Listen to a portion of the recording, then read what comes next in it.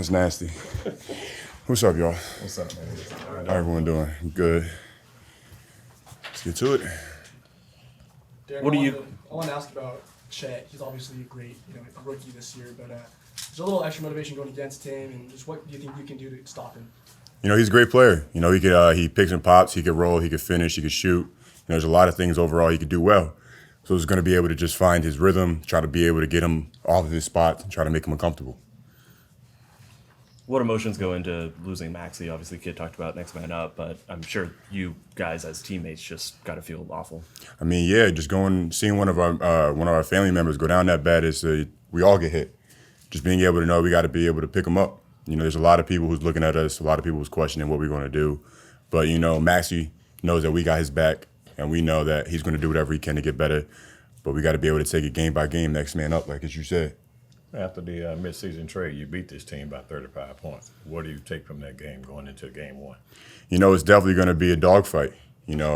Both teams got a lot of animosity going into the game. Everyone wants to come out and throw the first punch, but it's going to be able to who could take the first punch and then throw another. That's really what this game's going to be about. I don't think Derrick played in that game doing. I didn't. I know. I say, what do you take us team? Animosity. Why does both teams have a lot of animosity? I just feel like there's two great teams. Everyone's always just trying to compete, and now we're in a playoff atmosphere. So it just takes everything that we thought was high intensity in the middle of the season, and it just ramps it up tenfold. How about in terms of you individually? Obviously last playoff series was your first experience. Did you find yourself getting more and more comfortable with playoff basketball as that series For sure. played out? It really comes down to possession by possession. You got to be able to understand how the refs are calling the game. You got to be able to understand the flow of the game, and you got to be able to understand that every single touch matters. So you got to be able to set the screen correctly. You got to be able to know the play correctly. But at the same time, you can't be a robot. You got to go out there and play basketball. You got to be able to make reads. You got to be able to be comfortable. You got to be able to trust your teammates. These two teams are forever linked to each other because of what happened on draft night, and obviously you being drafted to this team. Have you thought about any of that, obviously, since the matchup has been made official, about what kind of maybe full circle moment this kind of is for you in this way? I feel like, you could say that, but, both teams got what they needed. Dallas got a big, OKC got a great defender, a great guard. So we know that Kayson's a great player. Kayson knows I'm a great player. We have a lot of respect for one another. So it's going to be able to just see who can go out there and do the most, who can go out there and do the best little things so that they can affect the game. What's it like playing with Kyrie? And by that I mean, the other twice in this series, he has basically nothing in the first half, and then turns it up and breaks loose and goes nuts in the second half. Do you guys sense that when he's slipping into getting hot? For sure. You can sense whenever he's really locked in, and sometimes it just takes maybe a missed shot. It takes maybe just a layup, or maybe even just an assist, and you could just start to see how in tune that he is into the game, how locked in, and how he's trying to find his spots. He's not rushed. He's not out of control. He's one of the most under control. He's one of the most controlled players I know. Let me say that correctly. Is it similar with Luka when he's starting to get locked in, or is sure. does it feel the same, or does it feel or look slightly different, or is it very similar? It really comes down to everyone just watching the ball and then just watching Luka's eyes, because his eyes are going to be able to tell you all you need to know. You're going to tell if he's mad. You're going to tell if he's locked in. You're going to tell him if he wants a matchup or who he wants. You're going to be able to tell that just by the way he looks at you. Mm-hmm. Having just two monsters like that on the team just makes everybody feel more confident on the floor. Makes them want to step up and make that shot, or step up and make the right read. Can you talk about your relationship with Tyson Chandler and Sean Sweeney? We see the two of them working with you day by day. How has that relationship developed, and what you've gotten from them? I almost talk to those two daily, if not daily. Being able to know that, when I went home, usually it was my mom to talk basketball too. And, that was, at this point, I can't do that anymore. So I find myself talking to Sweeney and Tyson Chandler even more, texting them about a clip or how I should guard this specific screen, how I should guard this specific post move, what positioning should I be in this time. And it's just trying to figure out how I can learn as much as possible in this high-intensity environment. Tyson's been in this, and Tyson's probably he has more excitement out there than anyone on the floor. And that's crazy because I'm 20. and he has more excitement than me. Just being able to have someone like that there just makes me feel more confident and just makes me just want to learn much more faster. Derrick, you talked about your experience in the first round of the playoffs. From a team perspective, what would you like to see carry over into the series with the Thunder? The attention to detail, the dedication to the matchup, the dedication to the next man up mentality, and the dedication to the game plan.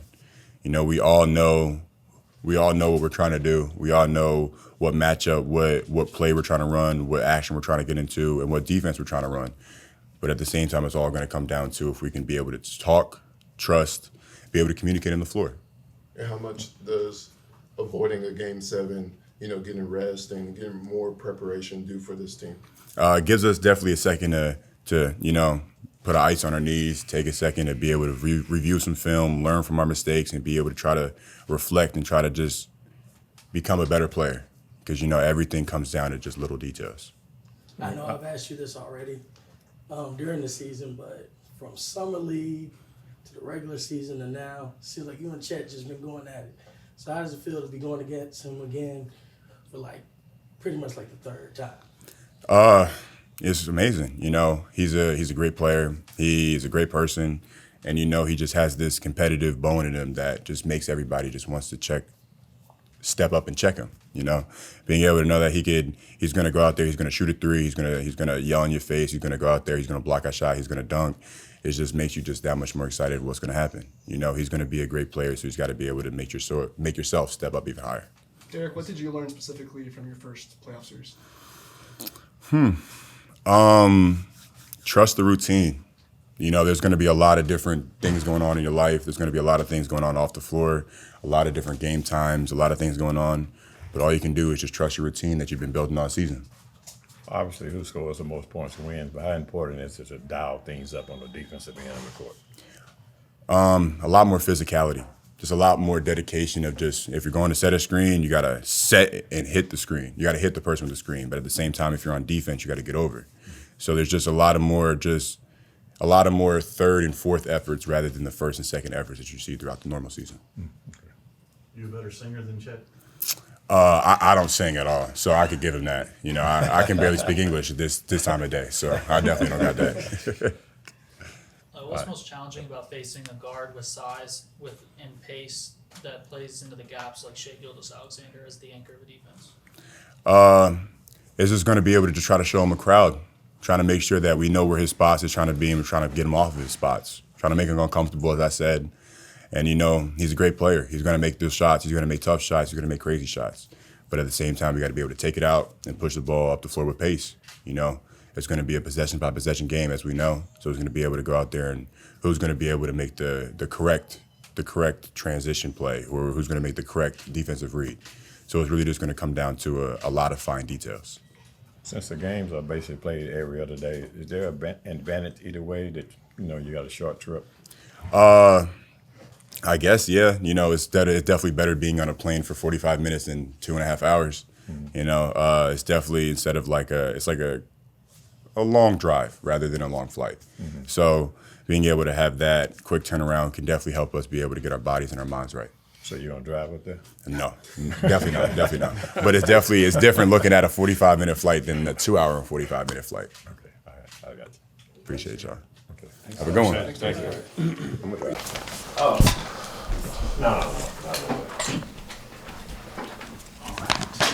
All right, let's. Maxie's out. Timmy returned to practice. We'll see how he feels tomorrow, and then Omax is out. How big was this loss for Maxie? Well, it's next man up. So we would love to be healthy, but Maxie's out, so there's nothing we can do. It's on to the next guy. So who's the next guy?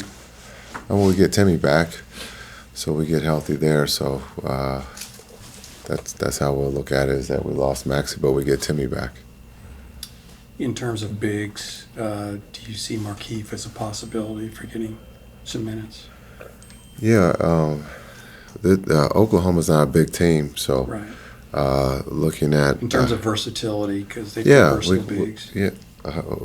Who does? Oklahoma City. Yeah. Yeah, we can look at Keith, DP, PJ. We got quite a few bigs that we can go to, so we're not short on bigs. Right, okay. Do you in any way view, everybody's pointing out the fact that OKC has the youngest roster to make us second round entry ever.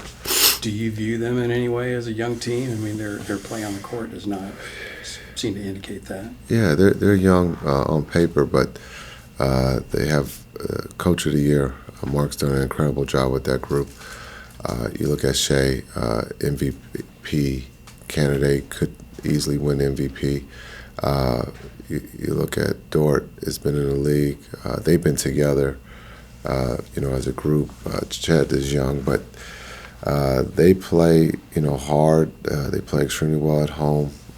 But on paper, they're young, but they had the best record in the West. And so, age it's not about age, it's about being able to execute. And hopefully we can do that on the road. Do they remind you any, Jason, of the team you guys played in 2011, the OKC team with Harden, Westbrook? Yeah, they were young. That group was young. In 2011, they were good too, and they were well coached with Scotty. So again, there are some similarities.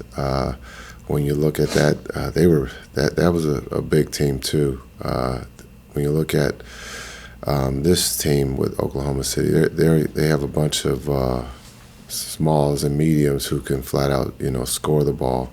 And so we have to do a good job of guarding the ball, on ball. They're one of the best teams of being able to get in the gaps and get to the rim. And so we got to protect the rim and the paint. A couple of years ago, you described the team that went to the conference finals as you would often describe it as a young team. Now, 2 years later, the two stars leading are older. One of them is different. But a lot of the role players, at least by age, are even younger than they were then. What stage of development, is this roster, is this team, both going into this playoffs and then going forward? Yeah, I think it's a young team. Some of the major pieces got here at the trade deadline. So I would say that it's young. Luka's still young. He's only 25. But when you look at Kai, he's 30-something. You have to, again, go through different scenarios, situations, good and bad, learn from them, and find a way to win. And that's what this group has done, since the trade deadline. Is we've used the season to be successful, and also we've had some situations where we didn't play our best, but we learned from them, and we've used that experience into the playoffs. After that trade deadline, you beat this team by 35 points. How much stock do you put in that game, and what can you learn from that game going forward? Yeah, that's just a regular season game. Playoffs are a little bit different, but that's, I think, the only game that Kai and Luka played together.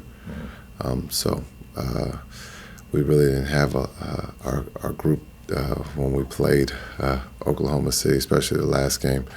But again, with having everyone right after the trade deadline, with making that trade and having Kai and Luka play for the first time against Oklahoma City, we can look at some of the things that we had success with, and hopefully we can do that again on Tuesday.